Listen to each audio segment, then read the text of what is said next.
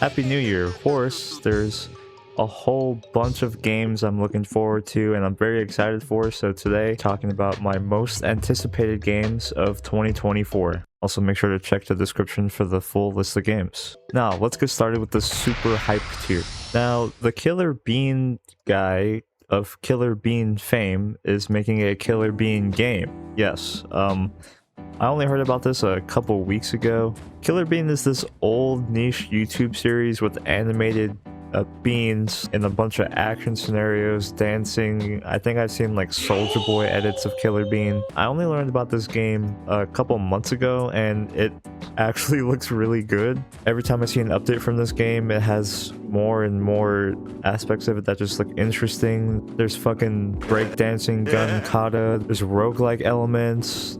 There's randomized weapons, procedurally generated missions, skill trees, ragdolls, open world shit. It just looks like a fun game to goof around in, and I'm really looking forward to it. I want to give another quick mention to Angerfoot. This was actually in my list last year. There hasn't been any new information on this other than that it's been delayed, but once this comes out, I'm definitely going to play a lot of it. I also have some other repeats from my list last year with games that haven't come out yet, like Hades 2 and Skate Story. I believe Hades 2 is dropping in early access this year. I'm just super excited for that. And Skate Story, I believe, is in the same situation with Angerfoot since they have the same publisher. I hope both these games drop and I'm really looking forward to them. And in about a week, I'll finally be able to play Like a Dragon Infinite Wealth, the newest mainline game in the Yakuza or the Like a Dragon franchise. Last year we had Like a Dragon Ishin, a updated, remastered, remade localization port of a PS3 era game that never came out in the West, and Like a Dragon Gaiden, a smaller sized game that bridged the gap between Yakuza 6 and Yakuza Like a Dragon. Over these last few months, we've gotten so much information about this game that my hype can't be fucking contained. Like, I don't want to hype myself up too much. It looks like an evolution and a complete step up from the last turn-based Yakuza game, which was Like a Dragon. Also, as someone who actually lives in the place that this game is taking place, it's really cool to walk around and just see how the culture here kind of inspired RGG to even make the game based in Hawaii. I think it's just amazing to see the different food and different landmarks. There was even a guy in the demo that spoke Pidgin, which is fucking hilarious. They've announced multiple side modes that seem like they're their whole own games, a whole Pokemon spin-off. We have a turn-based spin-off in a turn-based game. That's crazy. There's a whole Animal Crossing island type of thing going on. There's just so much stuff. This game seems like it's going to be fucking massive, and I can't wait for it. There is some shitty aspects going on with DLC and locking off New Game Plus behind DLC, and also the big bumbo pack of this game is $110 fucking dollars, which is, I mean, that's just dog shit. Now, the difference between this deluxe edition and ultimate edition looks like cosmetics and maybe music, but yeah, it just really sucks because the fan base is so passionate. I don't necessarily blame RGG, but it might be more of a Sega thing than an actual developer thing, but it really sucks to like prey upon your fucking rabid fan base like this. But you know, need more money. We need more coin. We need more coin. But yeah, really looking forward to Infinite Wealth. Balatro is a roguelike deck builder based around poker hands. I played the demo for this last year, and it is absolutely astonishing. I love the gameplay, I love the roguelike elements, I love the graphics, the feel of everything. This game comes out this year, it's going to be a fucking banger, I promise you. There's so many different combos and builds you could do even in the demo alone, so yeah, I'm really looking forward to this. The last thing in my super hyped tier isn't a game, but it's actually the next expansion for Risk of Rain 2, titled Seekers of the Storm. Not much has been revealed about this, but if we're going off the size of the last expansion, I think this is going to be a really fun addition and a good reason to get back into Risk of Rain. This is also going to be the first Gearbox addition to the game. The last DLC, it was like half made by Gearbox, and then the creators sold the Risk of Rain IP to them, so this DLC is post just that transition, I guess. But yeah, I'm really hyped for this. I think I have a lot of faith in the Gearbox team, seeing as they made the last expansion. But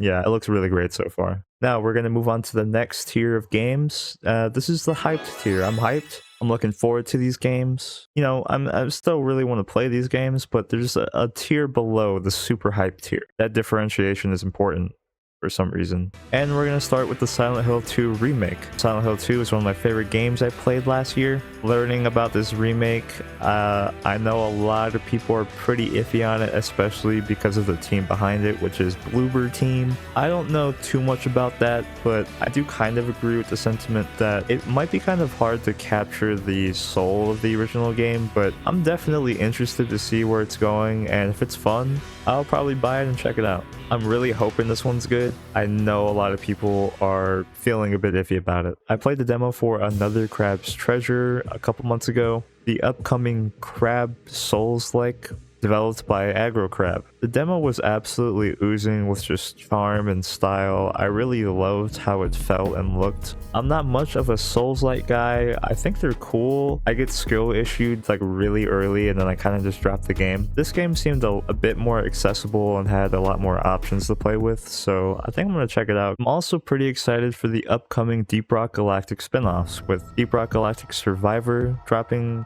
in Q1 of this year. It seems like a really cool Vampire Survivors Bullet Heaven type of game, but with the Deep Rock Galactic flair and pacing. The demo for this was really fun. I think it surpassed my expectations that I had for a Deep Rock Galactic Bullet Heaven. And also we have Deep Rock Galactic Rogue Core. There was a little bit of drama surrounding the announcement of this, with Deep Rock Galactic season slowing down to make this new roguelike game. The premise for this game has really good bones. I hope they pull it off and it's really fun. I believe it's not fully releasing this year, but we might see an early access launch maybe near the end of 2024.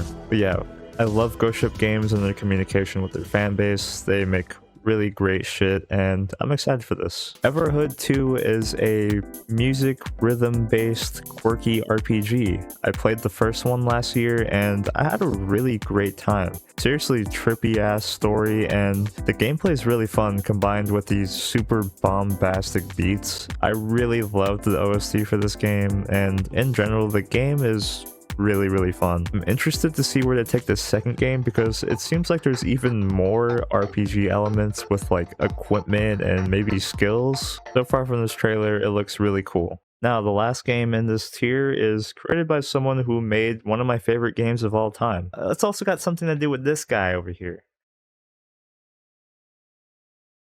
Mewgenics is Edmund McMillan's newest project in collaboration with Tyler Glale. It's a turn-based cat breeding RPG roguelike game that looks really interesting. Given its namesake, you breed cats and get different mutations and abilities and skills, and hearing him talk about it on Twitter, he seems so passionate about it and is loading this game full of stuff to do.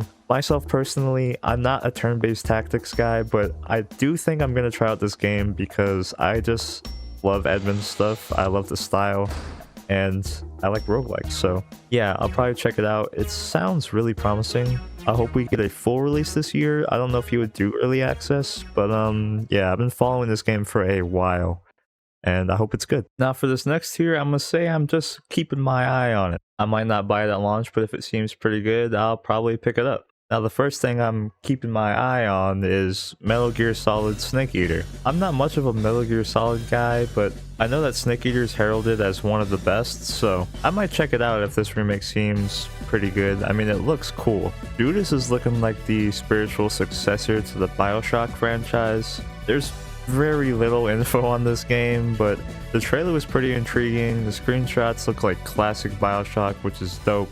Yeah, I'm just kind of excited to see what this game even is. Sulfur is this random roguelike FPS I saw on Twitter. I like its chunky graphics. The inventory system looks like something like DayZ or something, but I'm pretty sure it's just a single player game. The guns looked pretty neat. I like the style of the graphics, and yeah, I want to see more of this game. Hopefully it comes out this year. Shady Knight is a first-person hack and slash platformer parkour kind of game. I actually played the demo of this a few years ago, so I'm surprised this isn't out yet. I hope it's still being made because it was pretty fun and the feel of the game was really nice. There's like a style system for different tricks you can do, different moves you can pull off. I remember the game feeling pretty fluid. Please come out soon. Out of Action is this indie FPS I've been following on Twitter for a while. It's also kind of parkour focused. There's a lot of bullet time and rolling and sliding and doing a bunch of parkour moves. It's pretty interesting that they have a bullet time mechanic in something that's going to be a multiplayer game. The bleak cyberpunk aesthetic with the cool looking futuristic guns is pretty interesting. I hope this game comes out and does well because it just looks fucking sick. Every time I see a clip of this game, I'm like, damn, I want to play this. Now we're going to move on to the mildly interested tier. Games I'm wildly interested in. The Wolf Among Us 2 is a game I wanted probably years ago. I just love that universe. I'm pretty sure it's based off of a comic, but I remember really liking that game. Now, Telltale has been very rocky since then. I'm pretty sure they've been sold off and bought by a whole bunch of different companies, and I doubt they can even capture that original spirit of the first game. But if it's good, I'll play it. Palworld comes out in a couple of days, actually, and it's a Pokemon ripoff, but you can shoot AK-47s and miniguns. Yeah, I don't know. This game looks really weird. Wild Bastards is another FPS roguelike I put in here because I only recently heard about it. I played the last game these people made called Void Bastards, which is a strategy shooter game, but it wasn't really my thing. I think if this game has some more action-based gameplay, I'll probably like it. The game has like a cool comic book style. It's really cartoony and bright. It looks great, but yeah. I want to check this one out eventually. Zenless Zone Zero is a action game from the creators of Genshin Impact. Now, yes, that obviously means it's going to be gacha shit. There's going to be probably a hella microtransactions and stupid shit. But I really like the style of the game. The characters look pretty dope. And if I'm being honest, I played through the launch of Genshin. I thought it was pretty fun. I just didn't feel the need to like grind out other gacha aspects or return to it for story reasons, but I'll probably check out Zenless because it just looks cool. And lastly, Den of Wolves, created by some of the runoff from the original team that made Payday. There's barely any information on this one, but I think it is being advertised as a heisting game, but it looks a lot more futuristic than Payday 3. I'm interested in it, but I need to see some gameplay. Now, I thought we would end this video by taking a quick look at my last year's list and briefly going over each game. 2 new Yakuza games, those are really good. Risk of Rain, good. Angerfoot, didn't come out yet. Skate Story, nope. Bomber Cyberpunk, I thought was actually pretty good, but not really my thing. I did beat it, but I got a little bit bored with it. Redfall, so I talked about Redfall into Payday 3. Oh boy. I mean, Redfall was on Game Pass and I didn't even download that. So Diablo 4, I played a decent amount, but nothing too heavy into endgame. I don't even necessarily think it's bad. It was just kind of like whatever. Cookster Forever came out and it was kind of like a simplified version of the older games, which is kind of odd. I think they're making another game. I don't know. Spider-Man 2, I actually didn't get around to playing. I know people like it. Tears of the Kingdom, I actually did play a bit of this. I didn't beat it. I probably played the same amount of it as I did Breath of the Wild. I think the mechanics are really novel. They're really fun. Just the open world stuff isn't for me, and I get pretty bored or lost easily. Dead Island 2, I actually heard was alright. I haven't gotten around to it. I am planning on picking that up on a sale though. Hellboy Web of Weird, I heard was weird. Suicide Squad Kill the Justice League isn't out yet. There's actually been a lot of drama surrounding that this year already. I think it will probably be bad. It really seems like they're chasing the live service thing, and people don't really want that in the Suicide Squad game, I guess. Witchfire, I actually played that in early access. It seemed really cool.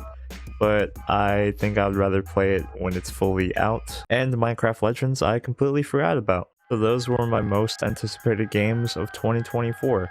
Let me know what you're looking forward to in the comments below. And here's to another year of gaming. I hope you enjoyed the video. Subscribe, join the channel, become a member, do that. I'm also streaming on @MFMouse2 now, simultaneously with Twitch, just to store my old live streams on the second channel. And I might be doing some newer stuff on the second channel soon. So yeah, have a good day and I'll see ya. Bye.